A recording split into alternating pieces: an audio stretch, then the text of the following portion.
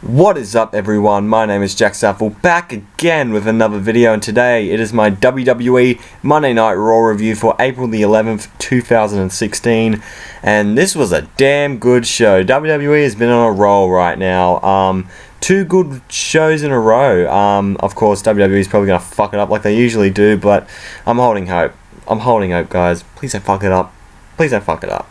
We open up the show with a graphic honouring Blackjack Mulligan, who unfortunately passed away, so rest in peace. Then we get a pop from the fans, and they make an announcement that Shane McMahon will be running Raw for the night, and that he wants to show new faces and have new matches and all that, and announces a couple of matches that's going on, and one of them is Sami Zayn facing AJ Styles, and if Sami Zayn beats him, he's going to be added into the WWE World Heavyweight title match at Payback, so that's pretty cool. But Kevin Owens comes out, he says, wait a minute, so Sami Zayn gets a shot at a world title match, how come I haven't got my IC title rematch clause or whatever? And then Shane says, well, you gotta have to earn it, which is not true at all. I mean, he was a former champion. He should be getting his rematch clause in, which is silly. But anyway, Shane says, you know what, you have to earn your number one contendership against Cesaro. So, yeah, and whoever wins this faces The Miz at Payback for the IC title. And really good opener. I really enjoyed it. Of course, loving Cesaro's suit, actually, when he comes out in the suit and then rips it off. It's like he's Superman or something. He's like, well, he is called the Swiss Superman, so what do you know. This was a really good match. How it ended was Owens took advantage of something and put him into the turnbuckle. Owens went for the pop-up powerbomb. Cesaro countered. They both rolled through, and then he hit the neutralizer and is the new number one contender. So that was a really cool ending to the match, I will say.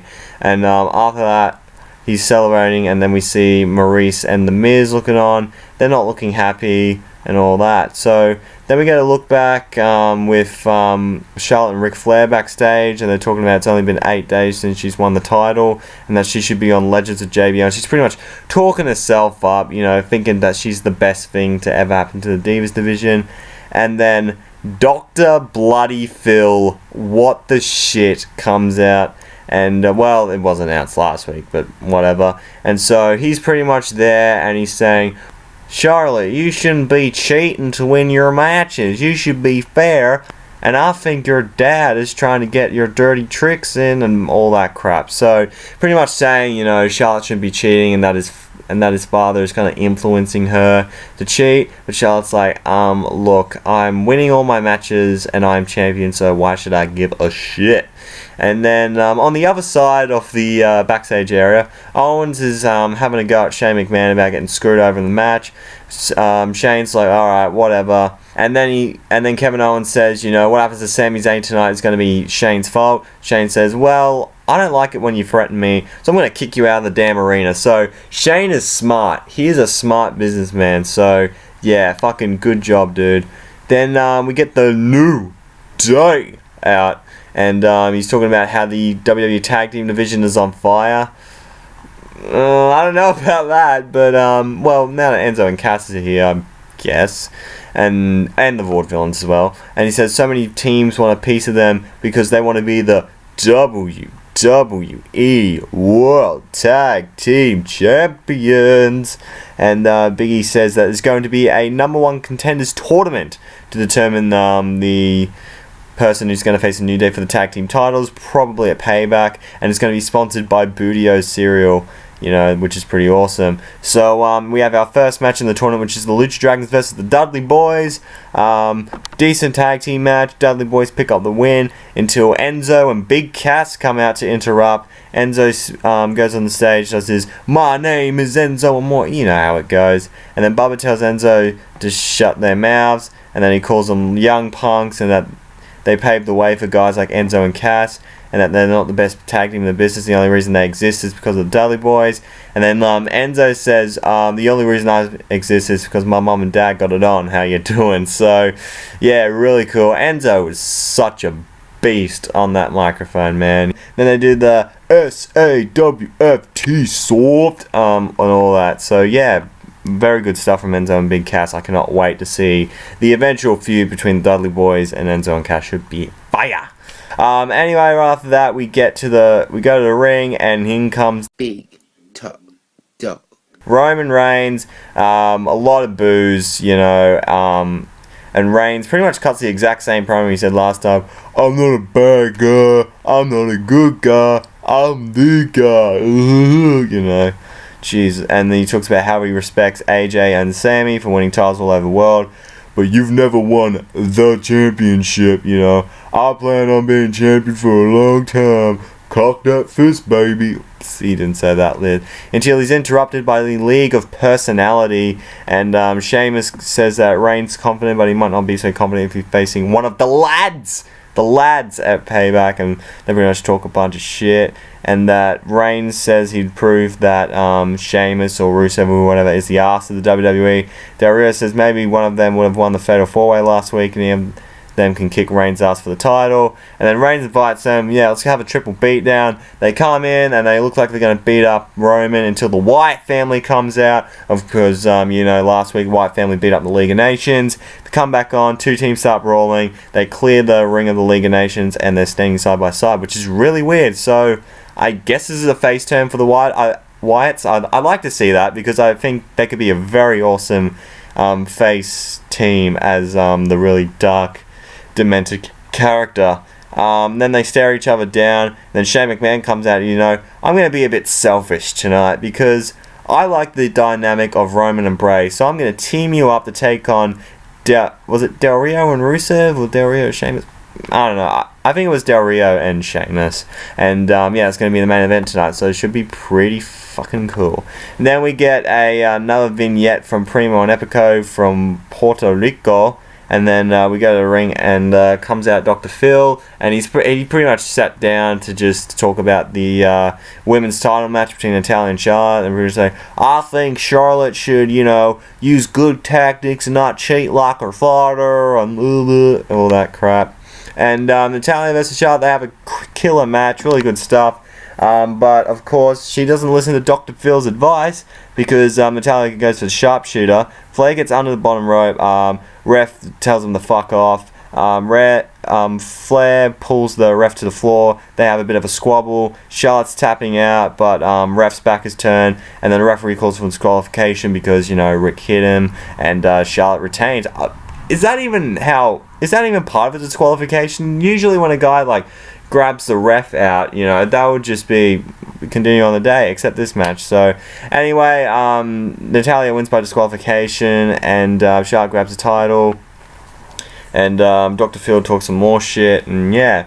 So then we get a Sami Zayn backstage promo for Renee Young, that he spent his entire life getting ready for this opportunity, and that Owens tried to take it away from him, but now he's not here. He can focus on AJ Styles. Then AJ appears out, and then he agrees, what Sami's saying, because he was there for all those years, and that they're both finally in WWE, but he wants to be the only person to beat Roman Reigns, and he wants to keep it that way and all that. So yeah, really good dynamic between AJ and Sami Zayn. Then we get another tag team tournament match between the Usos and the Social Outcasts, which is represented by Curtis Axel and Heath Slater. For some reason, Curtis Axel raided John Cena or JTG's pants drawer and pretty much got him out, and he calls that wrestling attire now. So oh well, the Usos won the match, and I'm like, oh okay, cool. That is until motherfucking Doc Gallows and Carl Anderson come out. They have made their debut, and they beat the shit out of the Usos. Oh my god. We have been speculating for a while when Gallows and Anderson were going to arrive. Now they are finally here. Holy shit, I cannot wait to see what these two have in store for the tag team division. I know they're not in the tournament, but I know at least sometime this year they're going to become tag team champions. I know for a fact. Well, not for a fact because we don't know now, but I really want it to happen. And then we get the Miz and Maurice backstage, and Maurice is getting pissy at one of the crew members because they bought a bowl of M&Ms, and apparently he doesn't like the blue M&Ms, so he has to tell him to fuck off and get rid of them all. And then JoJo appears, but Maurice is like, ew, can you piss off? you know, and all that. And then Miz cuts a promo and says, "I am Cesaro's kryptonite." And then Maurice is like, no, that's a retake. Okay. "I am Cesaro's kryptonite." Damn it, can I do it again? And then so like he goes for recuts, which I really like. And he's going to roll up the red cup. And then Cesaro pops in and says he's going to roll out the red carpet version of his uppercuts just for The Miz. And then we get to AJ Styles versus Sami Zayn. What a fantastic match these two put on. By the way, Sami Zayn's Blue Thunderbomb tonight was fucking lit. AJ went for like a calf crusher. Sami makes it a bottom rope, and then Styles goes to the top. Sami climbs up with the forearm, and then they fight off for a bit. Goes for a sunset flip, but Sami counters, hits the drop kick. Sami goes for the other corner and waits, but Styles blocks the haluva kick, does the phenomenal forearm, and gets the win. So then, right after the match, AJ and Sami are backstage. Shane walks up and says, "You two just fucking killed it out there. Good job, you guys. It was awesome." Then they shake hands, and Sami wishes AJ good luck. You know, very feel-good moment. I really enjoyed it. Then we get Chris Jericho hosting the highlight reel, and he's out there and pretty much saying that it's going to be the biggest highlight reel ever. And he's like, "I cannot wait to show you guys, you know, my biggest guest ever. He's a multi-champion. He's a big star. Of course, myself." And he interviews himself for the bit, which was pretty funny. That is until Dean Ambrose decides to come out and holding like a potted plant, which was fucking hilarious because Jericho had a plant with him, and then Ambrose like, "Okay, dude, I got a memo from Shane McMahon." Then he pulls out a piece of paper. "Oh shit, that's my California speeding ticket." So that was pretty funny. And then he gets the actual piece of paper, and he's like, "And from order from Shane McMahon, this will no longer be the highlight reel and will be the Ambrose Asylum." So you know how they have the Geratron 5000? He gets like this plastic. Is it plastic or? Yeah, this board, and he just wrote like in permanent marker Ambrose Asylum on it and stuck it onto the Geratron 5000. Absolutely hilarious, and which is amazing. And then he clips on a tie, which is funny as shit. Oh, Ambrose just cracks me up, dude. He's so good. And then Ambrose announces that his first guest tonight is Chris Jericho. And Ambrose asks them not to boo his guests. And then Ambrose says that the whole world wants to know what is up with Jericho's scarf. Jericho says it costs $750. I don't know why the fuck you would purchase $750 for a goddamn scarf. Give me a break. But Ambrose kept interrupting him and all that. And Jericho says he reached legendary status in WWE and he can do what he wants. Ambrose is smart. If Ambrose was smart, he'd keep his nose clean and stuff like that. And then he tells him to look at him when he talks to him and get his stupid ass out of his ring. Ambrose then stares at him and wants to know about the scarf still. Jericho knocks the mic down, and then Ambrose nails the dirty deed. He clips off his tie, but he puts it back on again. I think it like fell off. And then right afterwards, he looks all serious and he goes, "Okay, thank you for watching the show." You know, a hilarious segment. I loved every minute of that. I cannot wait for the Ambrose Jericho feud. It should be fucking incredible. Then we get to Apollo Crews match where he beat Adam Rose. Good stuff. Oh man, Apollo Crews, he needs to be world champion. If he does, I'm going to be so disappointed, dude. During the match, actually, Bo Dallas said, "All aboard the Bow Train," and the entire Social Outcasts go for a run around the ring, which was pretty funny. But man, Apollo Crews, he's going places. He is going places.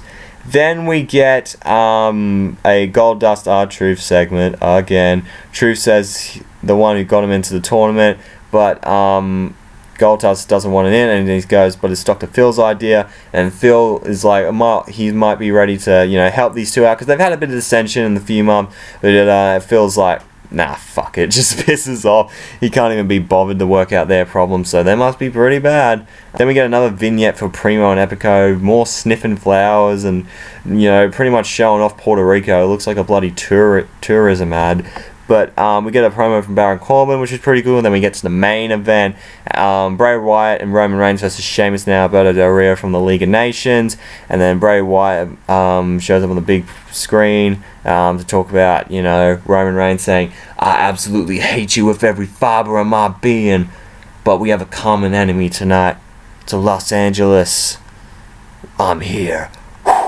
You know, which is really awesome because he used to do that when he was like really, really popular in like 2013, 2014. But I think he's doing it again to, you know, bring back that face stuff, which is pretty cool. But you know, they had a pretty alright tag team match. Of course, Roman Reigns and Bray Wyatt end up winning because Wyatt hit the Sister Abigail, and it looks like, oh, maybe Roman Reigns is going to break up the pin and turn heel. Of course, that wasn't going to happen, but he fucking spears Sheamus out of the bloody arena, probably, and they win the match. And afterwards, Wyatt stares down Roman Reigns, looks him down. That's how we close the show. So, damn good Raw, if I say, man. That was some good shit. You know, I like how Roman Reigns acknowledged that he was getting booed, so WWE knows what's going on. Just a great Raw. Go check it out, guys. Love seeing Wyatt as a babyface. Jericho and Ambrose segment was fucking hilarious. Tag tournament was awesome. Shane running Raw just in general kicks ass. And it's finally good to see someone who actually gives a shit about what we think. The AJ Styles and Sami Zayn match was absolutely killer. And yeah, go check out this Raw, guys. It's really good. So yeah, thank you guys for watching. I hope you have enjoyed. If you did, make sure to leave a big fat like. Comment down below what you thought of this Raw. And if you want to see more from me, hit that subscribe button. You'll be glad you did. Twitter and Instagram is at JackamanLowell31. Thank you so much for watching, and I am out in 3, 2, 1.